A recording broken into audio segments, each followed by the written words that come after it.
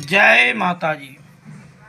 आज मैं आपको यह बताऊंगा कि कोई भी साधना, कोई भी आराधना हमें फल क्यों नहीं देती और उसके जप के समय ऐसे कौन से कार्य होते हैं जो ये दर्शाते हैं कि आप किसी भी कार्य को विधि पूर्वक नहीं कर पा रहे हो और नहीं कर पा रहे हो तो क्या क्या विघ्न आएंगे। सबसे पहला कि आपका जो जप है, आपकी जो साधना है वह नियम पूर्वक नहीं होगी। मंत्र जप में अधिक समय लगेगा, आपकी जिह्वा में भारीपन आ जाएगा, मंत्र में उच्चारण करते समय त्रुटि होने लग जाएगी, शब्दों को आप भूल जाएंगे। पहले जब अनुष्ठान प्रारंभ करेंगे तो हमारे ही जीवन में कोई ना कोई विघ्न आ जाएगा। बैठे बैठे पाठ करते हुए नींद की झपकी आ जाएगी, दिल बैठने लगेगा, भय व्याप्त हो जाएगा और जप में हमारा मन नहीं लगेगा,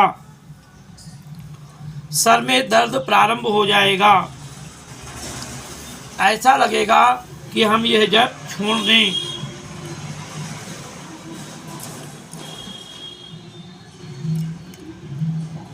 और हम गुरु के प्रति कुवाक्यों को उच्चारण करने के लिए विवश हो जाएंगे, इष्ट के प्रति कुवाक्य बोल देंगे। ये प्रक्रिया स्वाभाविकतः हमारे साथ हो सकती है। आगे क्या ऐसी स्थिति होगी तो आप उस जप को नियम पूर्वक करते रहें। यह सबसे पहला कार्य है, छोड़े नहीं। देवता और गुरु के ऊपर श्रद्धा बनाए रखें, अत्यंत प्रेम पूर्वक मंत्र जप करें, अधिक से अधिक जप करें।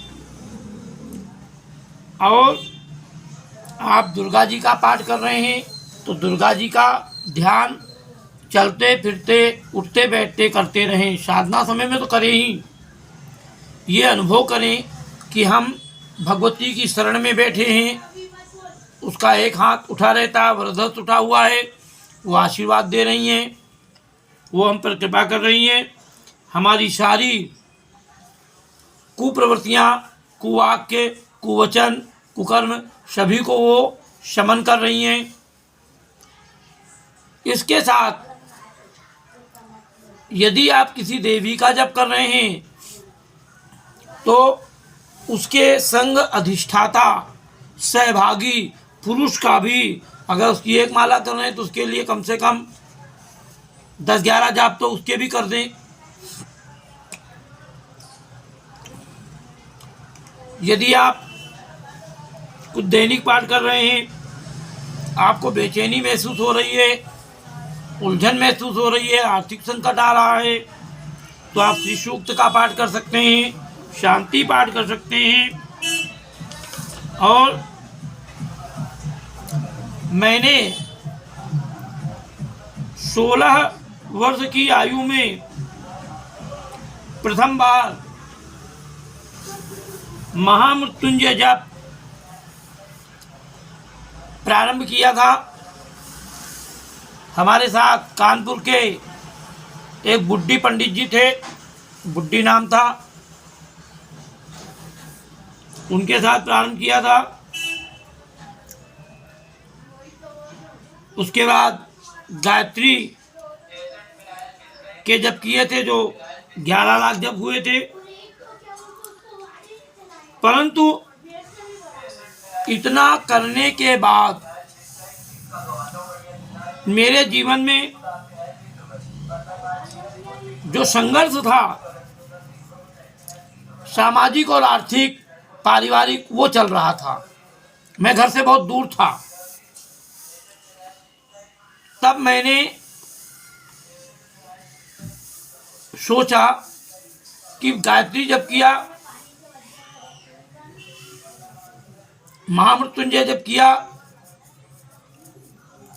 मैंने इन दोनों को मिलाकर के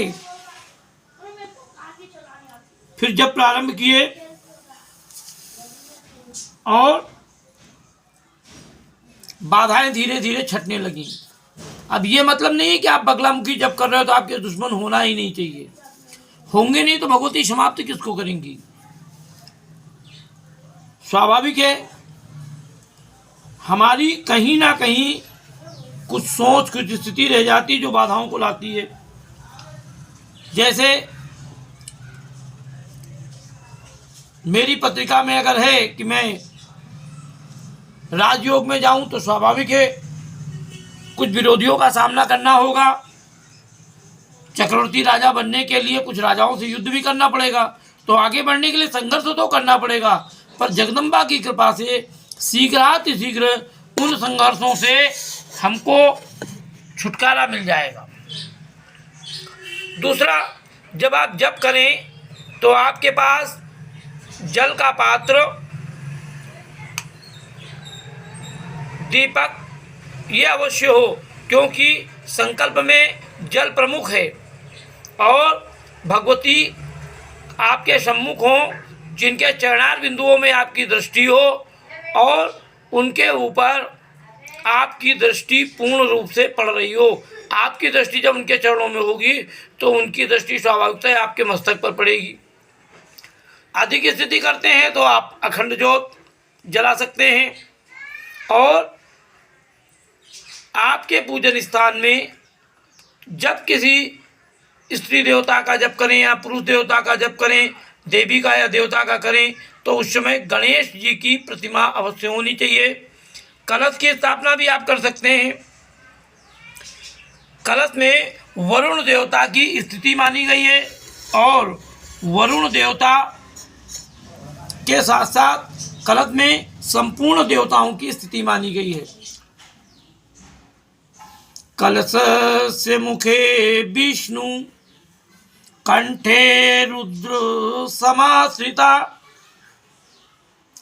कलश के हर अंग में देवता है। कुच्छो सागरा सर्वे सप्तदीप वसुंधरा। यहाँ कहाँ तक महिमा बताऊं मैं कलश की। कलश में सातों द्वीप पृथ्वी के समाये हुए हैं और हमारी स्थिति में हमारे ऋषियों ने कहा कि ऋग्वेदो यजुर्वेदो सामवेदो हृतवर्णाः अंगैश्च सहिता सर्वे कलशम समासिता। मध्य मातृगण स्मृता। कलश के मध्य में मातृगण देवियां हैं, सागर हैं, सातों द्वीप हैं, ब्रह्मा विष्णु महेश हैं, सब कलश के अंदर समाहित हैं। तो आप विधि पूर्वक जप करें, आपको बिल्कुल फायदा मिलेगा। जप करते समय यह भी भावना करें कि उस देवता के तेज से, उस देवता की शक्ति से हमारा शरीर पुष्ट हो रहा है, रोग की निवृत्ति हो रही है, हमारे घर में उस देवता का तेज भर रहा है, हमारे घर से शोक और क्लेश जा रहे हैं। परंतु अपनी स्थिति का भी ध्यान करें, आपका शरीर स्वस्थ होना चाहिए। अब ऐसा नहीं कि आप शक्कर आदि के मरीज हैं और शत्रु का ज़्यादा चिंतन करने लग जाएं, बल्कि इसके बजाय आपको देवता के मंत्र जप में, देवता के कवच में, हर देवता का हृदय होता है, हृदय में हृदय पाठ करिए। देवता की, परमात्मा की पूजा करने में ठीक वैसे ही करना पड़ती है जैसे तलवार की धार पर चलना। अब तलवार की धार में चल रहे हो, चूक जाओगे तो पांव कट जाएगा। आपकी परीक्षा लेने के लिए देवता आपके सामने, देवी आपके सामने समस्याएं उत्पन्न करती है। स्वाभाविक है कि उन बाधाओं को पार करना है, उनके लिए उन्हीं से प्रार्थना करनी है। फिर कुंडलनी महत्वपूर्ण है। अगर आप साधना कर रहे हैं तो आपकी जन्म कुंडली है, तो जन्म कुंडली के अष्टम और चतुर्थ द्वादश स्थान, इनमें से प्रमुखतः अष्टम और द्वादश स्थान में अगर बृहस्पति देवगुरु बृहस्पति बैठे हैं और वो शत्रुघर में बैठे हैं, कम अंशों में बैठे हैं, कमजोर हैं, तो आपको समय लगेगा। यदि देवगुरु बृहस्पति के साथ साथ दैत्य गुरु शुक्राचार्य यानी शुक्र और गुरु दोनों ग्रह युति है और दोनों ग्रहों में 145 से 184 अंश तक की दूरी है, या बृहस्पति और शुक्र में खड़ा चक्र योग है, तो यह भी आपको फल लेने में रुकावट डालेगा। यदि आपकी जन्म कुंडली में बुध ग्रह कमजोर है, अब कमजोर कैसे होगा? या तो अस्त हो या वक्री हो, उस परिस्थिति में भी आपको रुकावट हो सकती है। आपकी यदि मिथुन राशि है, वैसे मिथुन सुंदरता का प्रतीक है, भोग का प्रतीक है, तो यह राशि आपको भोग की ओर ले जाएगी, योग और साधना को नहीं करने देगी। यदि आपकी तुला राशि है तो जैसे जैसे आप पूजन आगे बढ़ाओगे वैसे वैसे आपके जीवन में परेशानियां पहले बढ़ना प्रारंभ होंगी। आपको कम से कम किसी भी देवता के जप को 4 लाख की स्थिति में पहुंचाना होगा, तब आप लाभ ले सकते हैं। क्योंकि कलो चतुर्गुणों, और आपकी राशि तुला है, तुला का मतलब तराजू। अब तराजू में तो पलड़ा हिलना ही है, तो आपकी तरफ वजन ज़्यादा होना चाहिए। तो पहले तो आपको युगों से टक्कर लेनी है। 4 युग हैं तो 4 लाख जब कर दीजिए। अब उसके ऊपर जब आप बढ़ेंगे तो आपका पलड़ा बिल्कुल भारी हो जाएगा और देवता को आप पर कृपा दृष्टि बनानी पड़ेगी।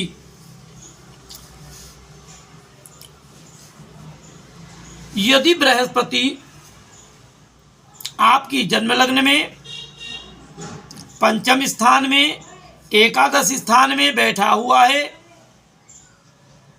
तो आपको अल्पकाल में ही सफलता प्राप्त हो जाएगी। और फिर पूजन जप अनुष्ठान कार्य की सफलता का दृढ़ विश्वास रख करके करें।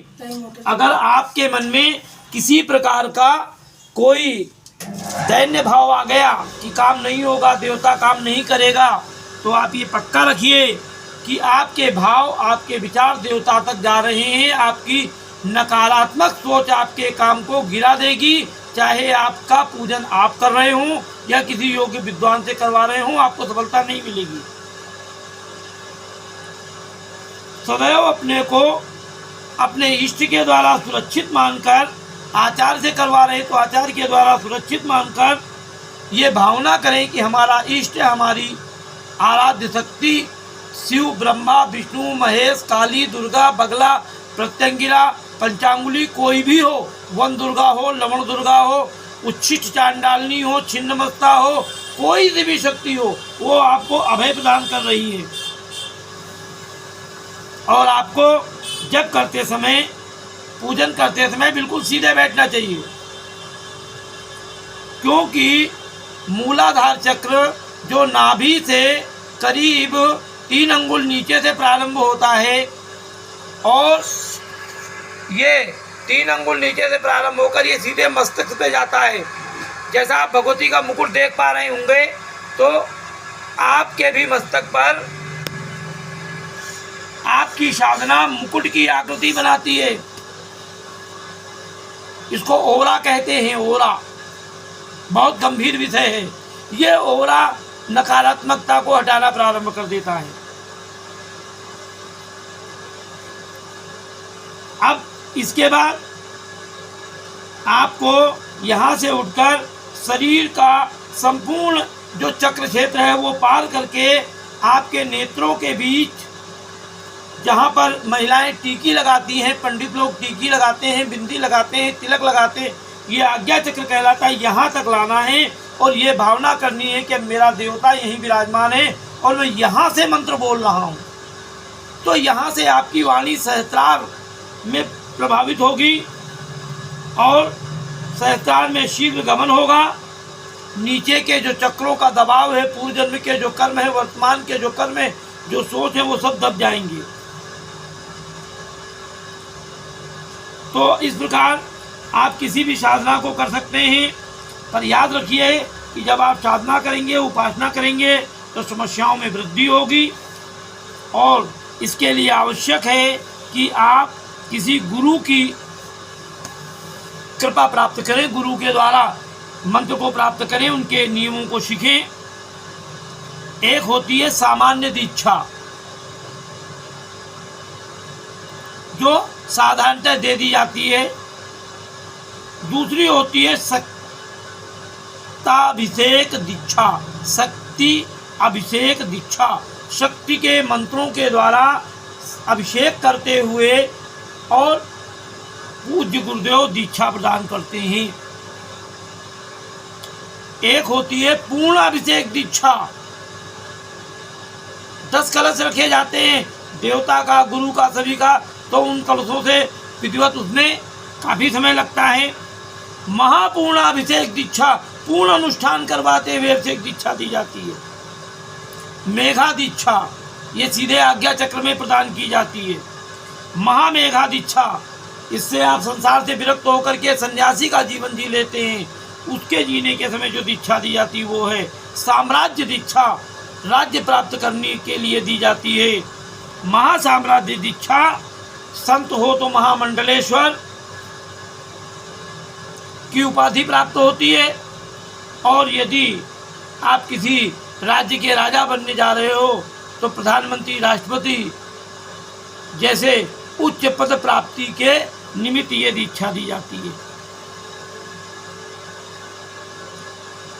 मैं अच्छी तरह जानता हूँ, कानपुर में मुन्नी देवी गुप्ता भगवती कामाख्या की, महामाया की बहुत बड़ी साधक थी और इतनी बड़ी साधना उन्होंने की थी कि उनके जीवन में घटने वाली प्रत्येक घटना का संकेत भगवती स्वयं देती थी। उनके यहाँ चोरी हो गई, अब चोरी हो गई और ईश्वर का योग संयोग मानिए कि वो सब जगह घूमती हुई मेरे पास आ गई। उस समय हम कानपुर में, कानपुर देहात है जिसमें एक नगेलिनपुर गांव है, वहाँ पर साधनारत थे। उन्होंने मुझसे आई और बैठी और सीधे प्रश्न यही किया कि बताइए मेरे घर में चोरी क्यों हो गई, जबकि भगवती मुझे हर कार्य का संकेत देती हैं और 1 महीने से संकेत दे रही थी कि चोर इधर से आएगा, चोरी करके ले जाएगा। मैंने उनसे पूछा आप कामाख्या के किस मंत्र का जप करती हो, तो उन्होंने कहा कि मैं कामाख्या के बीज मंत्र का जप करती हूँ। ओम त्रीम त्रीम त्रीम ह्रीम ह्रीम ह्रीम हूम हूम हूम कामाख्ये प्रसीद प्रसीद त्रीम त्रीम त्रीम हूम हूम हूम ह्रीम ह्रीम ह्रीम ओम। मैंने ध्यान किया, ध्यान करके देखा, मैंने कहा भाई आपके स्थान में तो और भी कोई शक्ति विद्यमान है। उन्होंने कहा कि भाई मैंने महामाया का मंदिर बनवाने का संकल्प लिया था, मेरी कन्या की शादी में अड़चन आने लगी, तब माताजी को मैंने धूप दीप के द्वारा 9 दिन पूजन किया। नवरात्रि तो नहीं थी पर 9 दिन पूजन किया और भगवती जगदम्बा ने मुझे संकेत प्रदान करा संकेत ये दिया कि तुम हमारा मंदिर बनवाइए, तब शादी होगी आपकी। भगवती प्रतिष्ठिता है, शक्तिभूता है, शक्ति रूपा है, उन पर ये शंका नहीं की जा सकती कि वो इस संसार में प्रत्यक्ष नहीं है। मैंने उनको कहा कि भाई आप एक काम करिए,